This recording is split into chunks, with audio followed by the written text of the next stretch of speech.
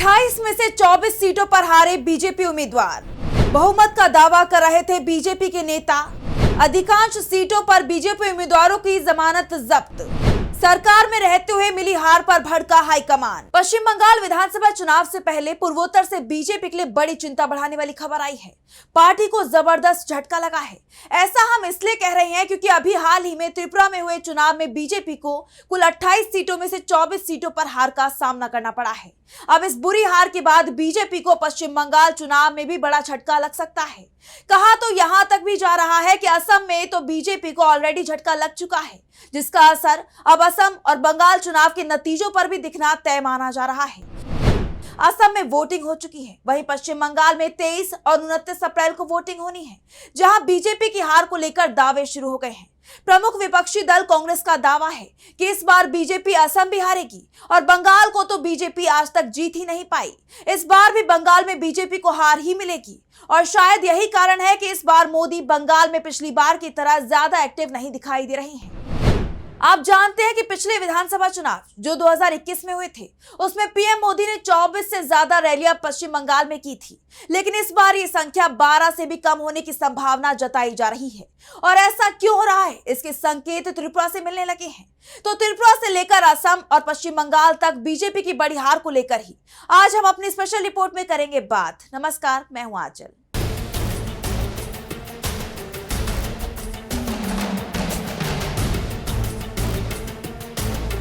पश्चिम बंगाल विधानसभा चुनाव से पहले बीजेपी को बड़ी हार मिली है। दरअसल त्रिपुरा में हुए चुनाव के नतीजे सामने आए हैं और बीजेपी 85% से ज्यादा सीटें हार गई है। बंगाल चुनाव के बीच में त्रिपुरा में मिली हार बीजेपी को क्यों चिंता में डाले हुए है, उसके पीछे का सबसे बड़ा कारण त्रिपुरा और बंगाल की मिलीजुली संस्कृति को माना जा सकता है। बंगाल की तरह त्रिपुरा में भी बंगाली भाषा बोली जाती है। त्रिपुरा की करीब 65% आबादी बंगाली ही बोलती है। बीजेपी की तरफ से कोशिश की गई थी कि त्रिपुरा चुनाव में मिली जीत को बंगाल चुनाव में भुनाया जाएगा, लेकिन अब बीजेपी का ये दाव पूरी तरह से उल्टा पड़ गया है। जीतना तो दूर की बात, पार्टी पुरानी सीटें भी नहीं बचा पाई। दरअसल ये चुनाव नतीजे आए हैं Tripura tribal area autonomous district council यानी TTAADC के। इस चुनाव में टिपरा मोथा को 28 में से 24 सीटों पर जीत मिली है। यानी ये चुनाव ट्राइबल एरिया का था, जिस एरिया में विधानसभा की 20 सीटें हैं और ये सभी सीटें जनजातीय समुदाय के लिए आरक्षित हैं। 2018 का विधानसभा चुनाव हो या फिर 2023 का, ये सीटें ही बीजेपी के राज्य में सरकार बनवाने में सबसे ज्यादा महत्वपूर्ण साबित हुई।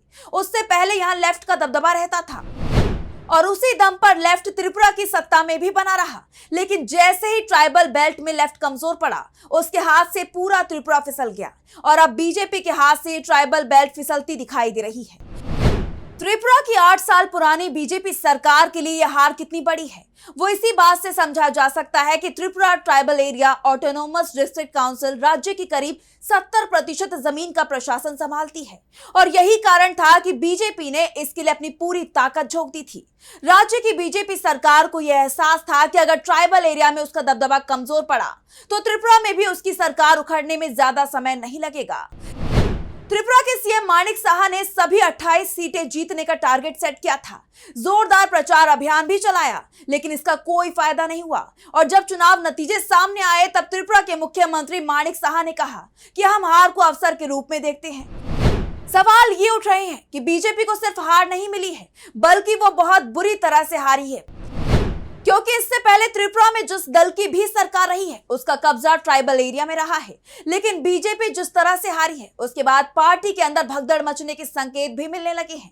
वैसे तो त्रिपुरा विधानसभा चुनाव में करीब 2 साल का वक्त बचा हुआ है, लेकिन जिस तरह से पूर्वोत्तर के आदिवासी हिस्सों में बीजेपी को लगातार हार मिल रही है, उसने पार्टी की चिंता जरूर बढ़ा रखी है। क्योंकि त्रिपुरा में ट्राइबल एरिया में हुए इस चुनाव से पहले पिछले साल असम के बोडोलैंड प्रादेशिक परिषद यानी BTC चुनावों में भी बीजेपी को करारी हार का सामना करना पड़ा था।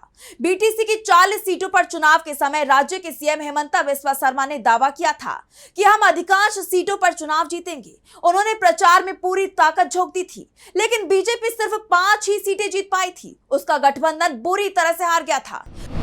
और बीजेपी के खिलाफ चुनाव लड़ने वाली हाग्रामा मोहिलारी की बोडोलैंड पीपल्स फ्रंट यानी बीपीएफ ने 40 में से 28 सीटें जीत ली थी। यानी बीजेपी हारी और अपने साथ अपने सहयोगियों को भी डुबो दिया था। उसके बाद ये साफ हो गया था कि पूर्वोत्तर के आदिवासी समुदाय में बीजेपी को लेकर नाराजगी देखी जा रही है। पहले असम, फिर त्रिपुरा और अब बंगाल में भी बीजेपी के लिए ये बड़ी चिंता बनता दिखाई दे रहा है। इस हार ने त्रिपुरा में बीजेपी के हाथ से 70% जमीन से अपना दबदबा खो दिया है। विधानसभा की 33% सीटों पर भी बीजेपी कमजोर पड़ती दिखाई दी है और इसका असर 2028 के विधानसभा चुनाव में दिखाई देगा, ये तय माना जा रहा है। लेकिन उससे पहले इसका असर पश्चिम बंगाल में भी दिखाई देगा, क्योंकि पश्चिम बंगाल में भी करीब 35 विधानसभा सीटों पर आदिवासी समुदाय का दबदबा है। राज्य की 294 विधानसभा सीटों में से 16 सीटें आदिवासी समुदाय के लिए आरक्षित हैं। बंगाल के पुरुलिया, बांकुरा, झारग्राम और उत्तर बंगाल के जिलों में आदिवासी समुदाय का दबदबा माना जाता है। खासकर उत्तर बंगाल और जंगल महल क्षेत्रों में आदिवासी समुदाय ही किसी दल की हार और जीत तय करते हैं। 2021 के विधानसभा चुनाव में यहां बीजेपी को अच्छी सफलता मिली थी, लेकिन 2024 के विधानसभा चुनाव में टीएमसी ने वापसी की थी, लेकिन बीजेपी की मजबूती बनी रही थी। लेकिन उसके बाद से बीजेपी का ग्राफ तेजी से नीचे की तरफ लुढ़का है और जिस तरह से त्रिपुरा के आदिवासी हिस्से में बीजेपी को हार मिली है, उसके बाद ये दावा किया जा रहा है कि पश्चिम बंगाल, खास तौर पर उत्तर बंगाल, जहां 23 अप्रैल को वोटिंग होनी है, वहां भी बीजेपी को बड़ा नुकसान हो सकता है। और अगर आदिवासी समुदाय की नाराजगी का असर दिखता है, तब बीजेपी के लिए 2021 के प्रदर्शन को दोहराना भी मुश्किल हो जाएगा। बंगाल की सत्ता में कब्जे के सपने तो बहुत दूर की बात हो जाएगी। वैसे त्रिपुरा चुनाव के नतीजों का असर सिर्फ बंगाल पर पड़ता नहीं दिख रहा है, बल्कि बीजेपी के हाथ से असम भी फिसलता हुआ दिखाई दे रहा है। असम में 9 अप्रैल को वोटिंग हुई है और पहली बार करीब 86% वोटिंग होने की खबर ने बीजेपी की नींद पहले ही उड़ा रखी है, क्योंकि असम में ज्यादा वोटिंग होने पर सरकार बदल जाती है। ये इतिहास बीजेपी को पहले से ही डरा रहा है और अब त्रिपुरा में बीजेपी की बड़ी हार ने इस डर को और ज्यादा बढ़ा दिया है। उसका कारण है कि असम की 126 विधानसभा सीटों में से 19 सीटें आदिवासियों के लिए आरक्षित हैं, जबकि 45 से 50 सीटों पर यह समुदाय निर्णायक स्थिति में है। और त्रिपुरा का रुझान असम में भी जारी रहता है। तब असम के चुनाव नतीजे जो 4 मई को आने वाले हैं, वो क्या रहेंगे, इसके संकेत पहले ही मिल गए हैं।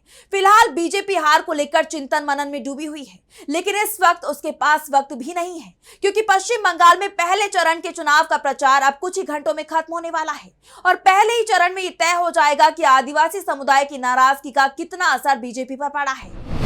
वैसे भी उत्तर बंगाल में इस बार टीएमसी ने सबसे ज्यादा ताकत झोंक रखी है और टीएमसी दावा कर रही है कि इस बार उत्तर बंगाल में बीजेपी को बड़ी हार मिलेगी।